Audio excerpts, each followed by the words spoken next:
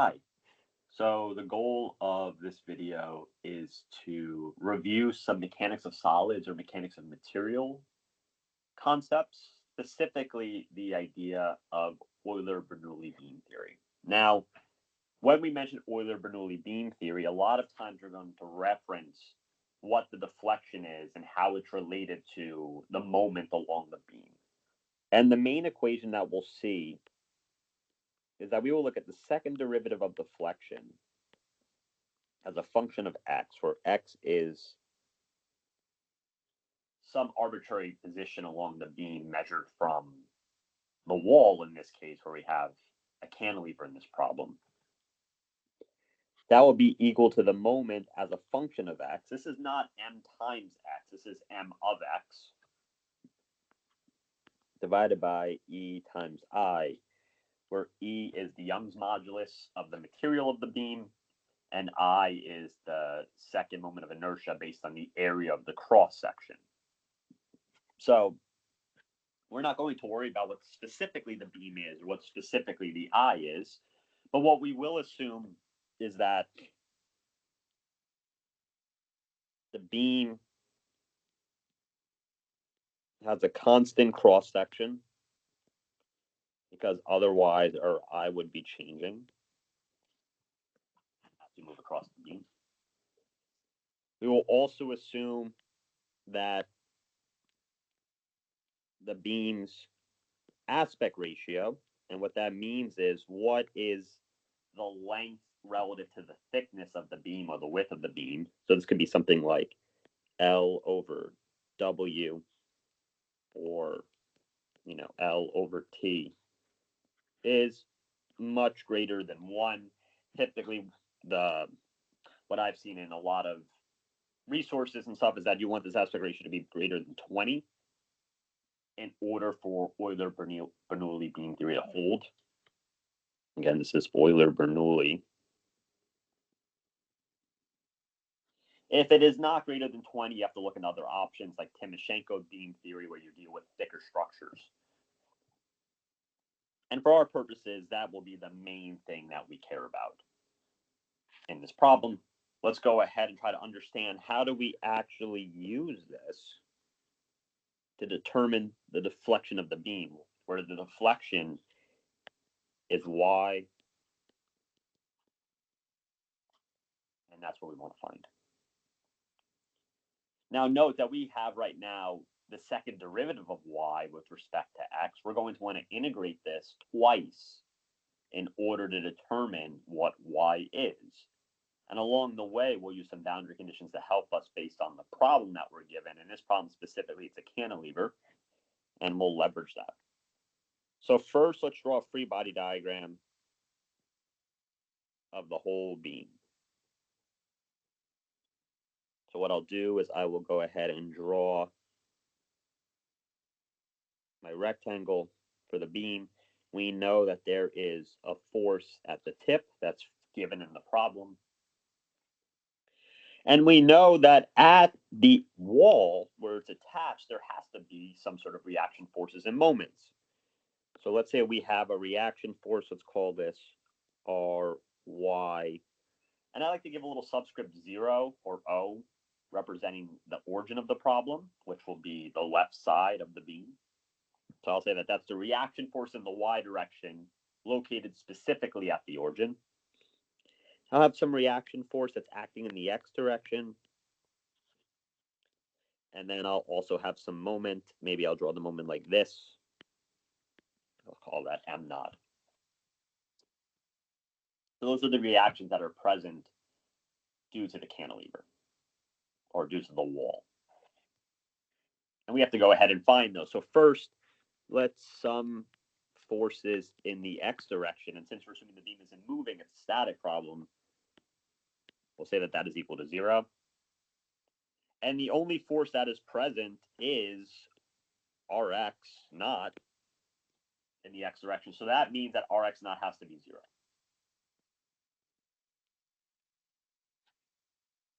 So in future free body diagrams, I will just ignore it because of the fact that it's 0. We also want to sum the forces in the y direction. And if we assume that positive is pointing up, let's say, we will have that Ry naught that's going upwards minus F is equal to 0. Those are the only forces that are acting in the y direction. We'll see that our reaction moment at the wall has to be equal to F.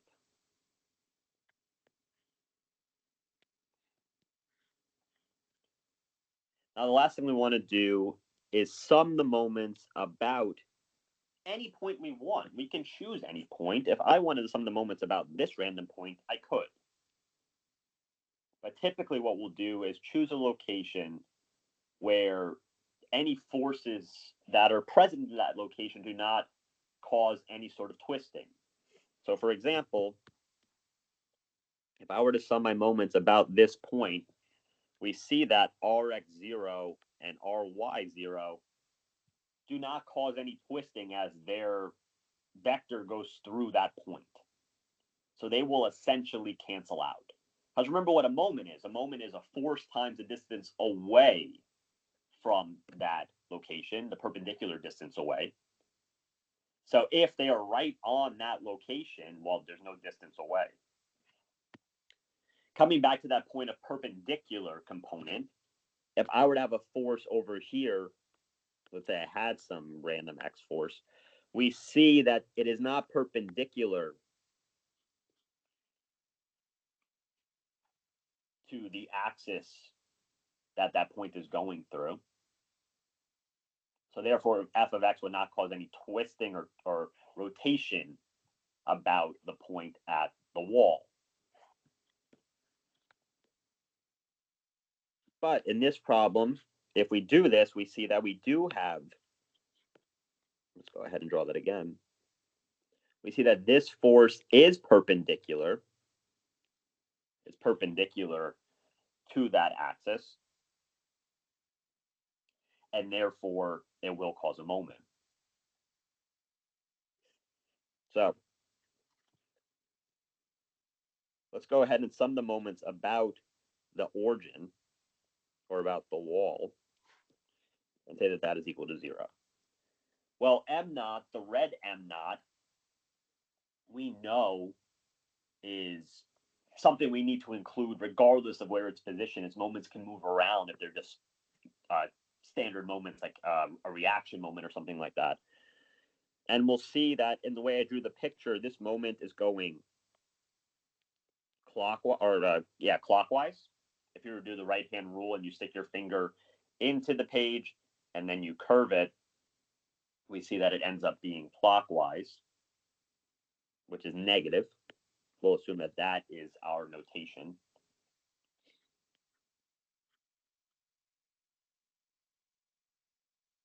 Or our convention for static beams.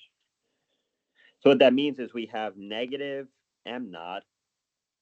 And then if we look at f, f is also negative. And that is a distance L away. So this would be negative F times L, and that is the moment contribution from the force. So if we solve for m naught, we see that m naught is negative F times L. Well, why is it negative? Well, that means that I drew the picture backwards. I drew that m naught vector in the wrong direction, which makes sense because the reaction is meant to prevent it from rotating. So if I drew it correctly like this and did the same exact math, I would still end up with FL, but it would be positive, basically signifying that I drew the picture correctly in that situation. So let's go ahead and just redo that just to make sure that our picture matches our convention moving forward. So now we have the moment m naught that's going counterclockwise. Again, you want to figure out what direction your fingers would have to curl to follow that moment. And in the situation where your thumb is pointing out of the board, that would imply that we have a positive moment in that situation. So now we have m naught, and the F contribution is still negative, and we see that m naught ends up being to FL when we draw the picture correctly. So now that we have m naught, we do not have m of x. We just have some specific reaction at the wall. We do not have the moment at any arbitrary point along the beam. So what we need to do now is make a cut somewhere along the beam relative to the wall. And that cut will end up being some distance x away from the wall. And it can be anywhere that cut. There's no specific rhyme or reason. When you have other forces that are present, like if I were to have a force that's in the middle of the beam, where you make the cut does matter somewhat because that force's presence will depend on if you make the cut before the force or after the force relative to the wall. But in this problem, we see that there's one force that's all the way at the tip. So no matter where we make the cut, the outcome will be the same. So let's go ahead and draw a picture now where I say, okay, I've made some cut arbitrarily, and now this is a distance x from the wall. Again, that cut is made x away. We don't know what x is. We're trying to find the general feel of the problem. We know that at the wall, these reaction forces are present. Well, not Rx naught, so we'll ignore that. But what we see is that we have this moment that we've now drawn correctly, and we have Ry naught going up. And when we make a cut, that's going to end up introducing also reaction forces. So we are going to have a reaction force at the cut. And I know that this force is going up. So the reaction force here, let's say I call it Ry of x. That will be dependent on where x is. But we know just looking at the sum of forces here that Ry of x will not be dependent on x. It'll just be equal to Ry naught the entire time. And then I'll draw a moment m of x.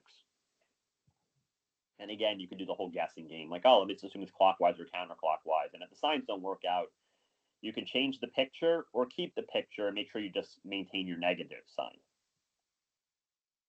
So let's go ahead and do the sum of forces in the y direction.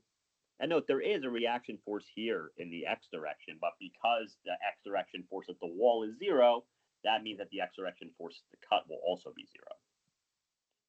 So sum of the forces in the y direction, we have Ry naught going up and Ry of x going down. We see that Ry naught and Rx are equal. And if we come back up to our free body diagram from before, we see that Ry naught ends up being just equal to f. So that means that R of x is equal to f, which may be useful depending on how you do your sum of moments next. So if you do your sum of moments, you can pick, again, any points you want along this beam in order to determine what your outcome is. So I'm going to do it about the cut just to change things up a bit and say that is equal to 0. So if I'm summing the moments, you know what, let me just copy and paste that picture so I can.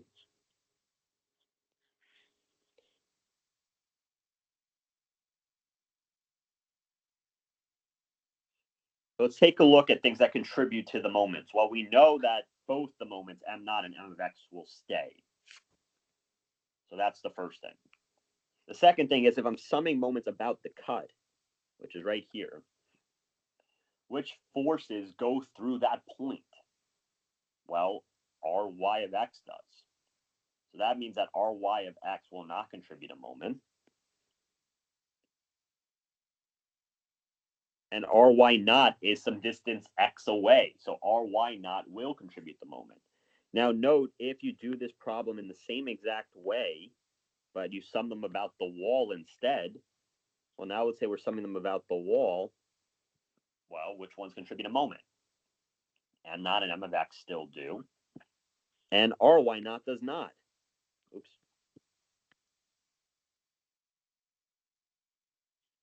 Ry naught does not contribute a moment when you're summing about the wall, and Ry of x does.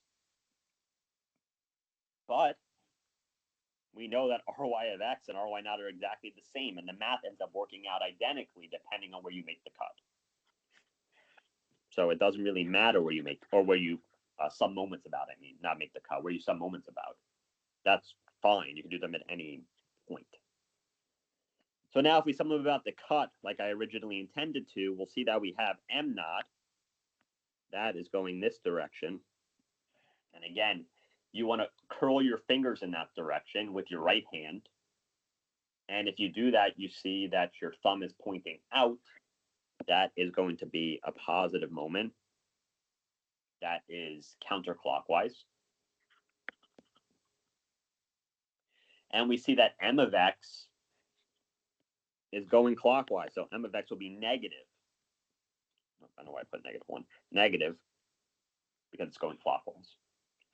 So we will have M naught minus M of x. And now about this point, this force would cause a clockwise rotation about that point. So Ry naught will be negative, that moment contribution. So negative Ry naught times its moment arm, which is x. That's how far away that perpendicular force is from the cut. So now we have our sum of moments. Cool, we've done that. Now let's go ahead and solve for M of x, because that's what we need to do the Euler-Bernoulli equation here. That will ultimately integrate to get y of x. So if I just add M of x over to both sides, we end up with what M of x is. We say that M of x is M naught minus Ry naught times x. Okay? And we know what those reactions are. We found them earlier. So if we come back up, we can see that M naught was FL. And Ry naught was just F. We found those from our main free body diagram.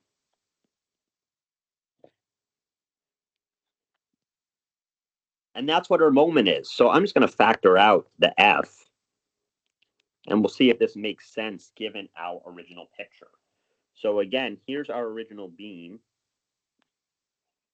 where we had M naught F, and then we had Ry naught. That was the original beam, free body diagram. And remember, we're measuring x from the wall. If x is 0, we get that M of 0 is equal to FL. Well, that's just the same exact thing as M naught. That's the moment that's at that location. That's the moment.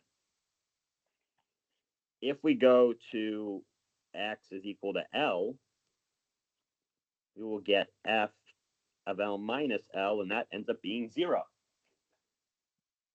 And because we're at the tip of the beam, there are no moments acting at that location.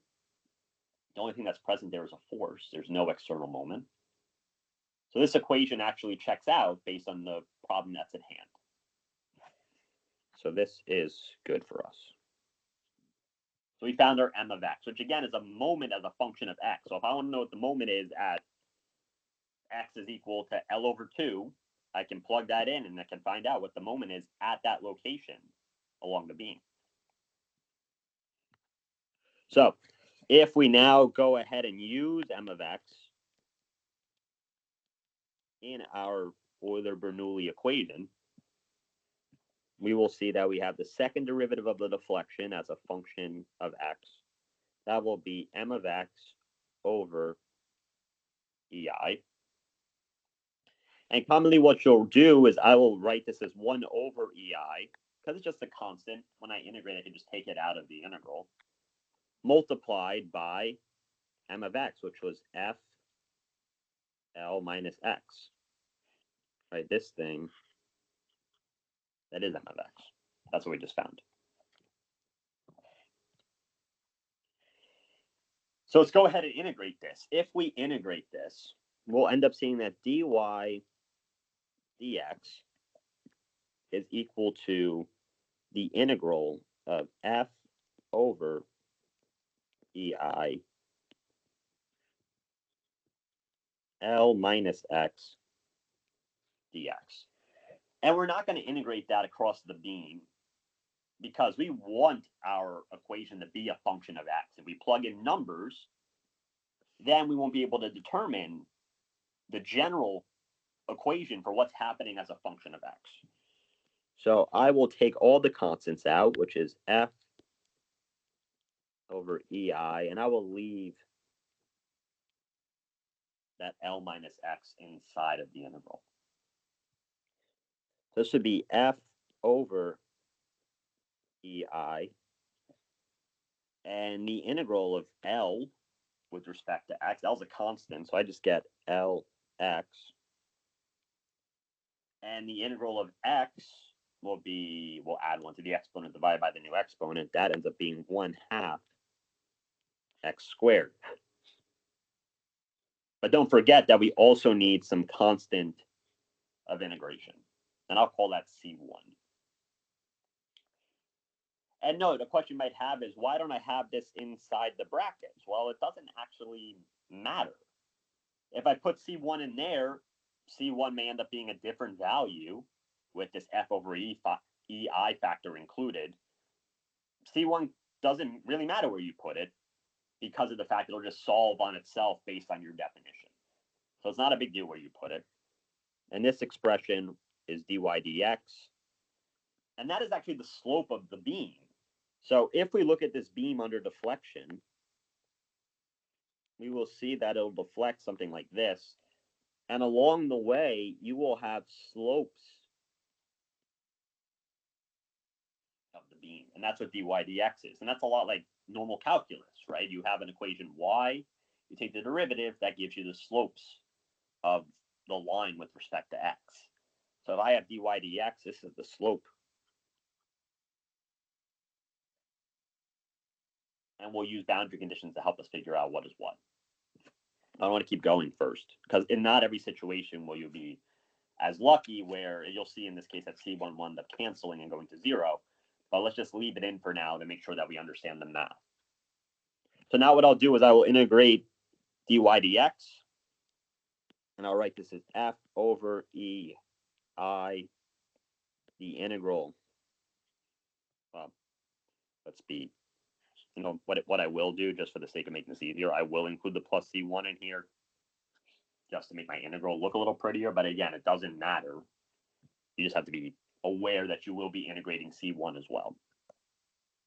So I'm going to integrate Lx minus 1/2 x squared plus C1 dx.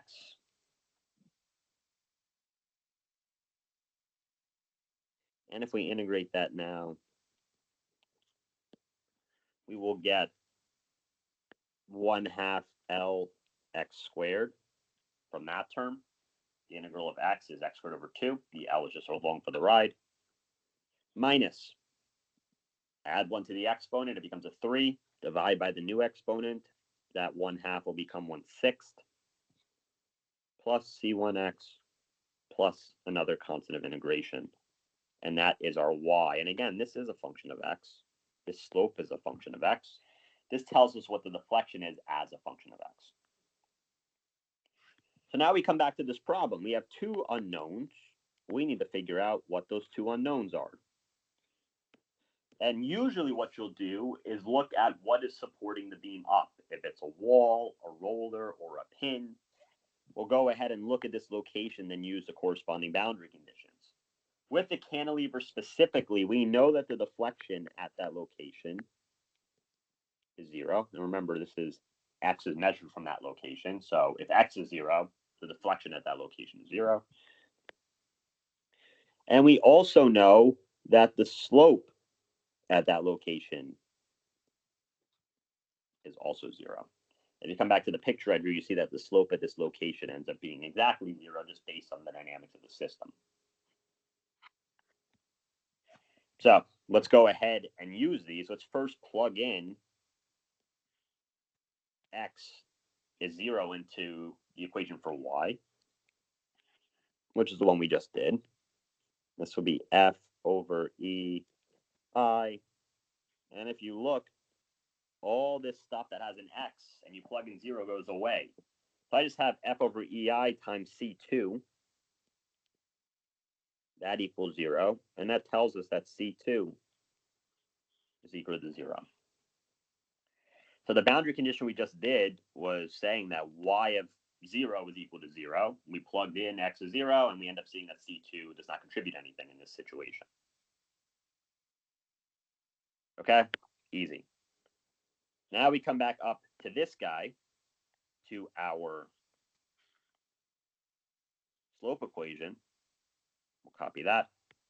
We'll bring it down here. Oop, I brought that integral along. We also know that the slope at x is 0 is equal to 0. So that means that if we do dy dx at 0, again, that'll be f over ei times, well, same exact deal. All those terms will go away because we're measuring from the wall and we are at the wall. So that will be 0. And we'll end up with C1. And the slope at the cantilever attachment point is 0. So that tells us that C1 is also 0. Excellent. So at this point, what we'll do, and I'm going to copy and paste this down.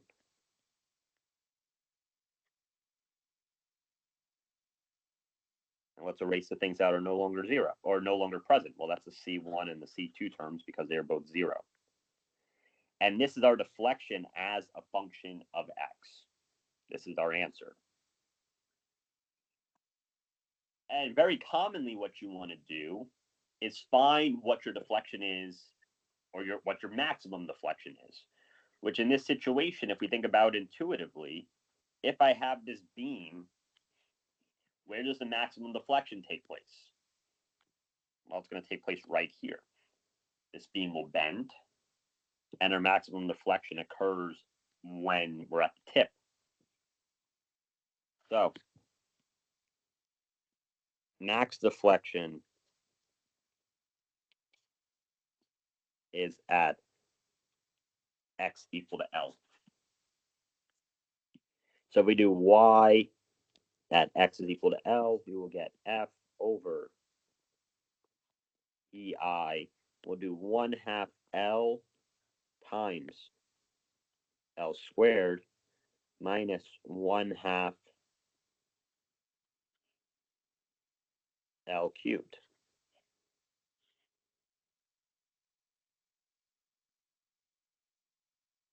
This is f over e I. That is 1/2 L cubed minus 1/6 L cubed. I could factor out the L cubed if I want.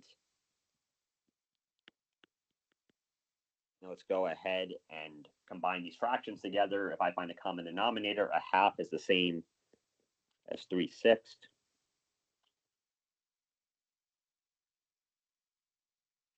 That will end up being f L cubed over e I.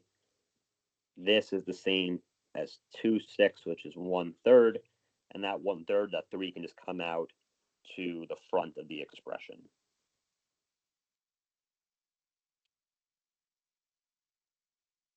And that's our deflection at the tip of the beam, FL cubed over 3EI. Let's double check that this makes sense. If we increase the force, the expected rate of deflection, it's in the numerator, that produces a bigger Y. If I increase L, well, it'll be a lot easier to bend if you have a longer beam. I wish I had something I can show. I don't really have anything at my desk. But as L gets bigger, imagine you're trying to bend something that's really tiny, like really putting a lot of force on it. It's really difficult to bend. But if you increase the length, it becomes much more compliant and will listen to you more. And the example I usually give is a ruler. If I take a ruler, and a metal one works really well for this type of demo, that if I take a ruler and I hang it over the edge of a desk by like a couple inches, it's not going to move a lot in terms of the flexion. And I'm assuming I'm holding it down on the desk the rest of the ruler. But of course, as I make it longer, and now I have the whole ruler basically hanging off the desk, and I apply the same force, that will cause it to deflect more because of the fact that L is bigger. We know, so these guys lead to greater Y. If E goes up, that's the stiffness of our material. That's the Young's modulus. Well, that's going to cause Y to go down. If it gets bigger in the denominator, well, the whole expression will get smaller. And then similarly, if I goes up, this is essentially the resistance to bending. If you have more resistance to bending, well, then your Y will go down. So this equation does make sense. The last thing we can check are the units to make sure that we did all our algebra correctly. So if I look at Y, I know that the units of this should be something like meters, right? It's a deflection. I've deflected this many meters or inches. It's some distance. So I'll just use meters, standard SI units. So that's our Y. I'll just rewrite this equation here and we'll compare.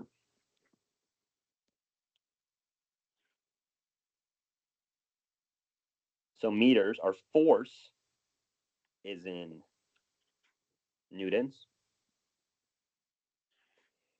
Our length is also in meters, and that's meters cubed.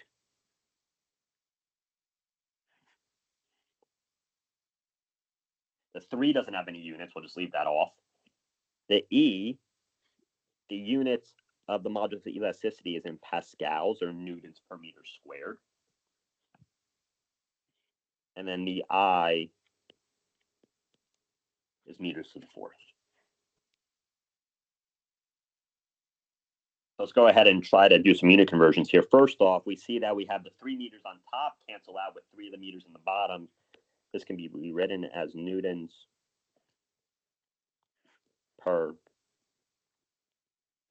Pascal meters.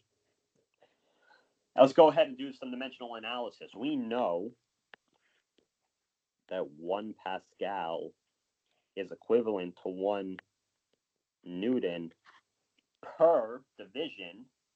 That'll end up bringing that to the numerator,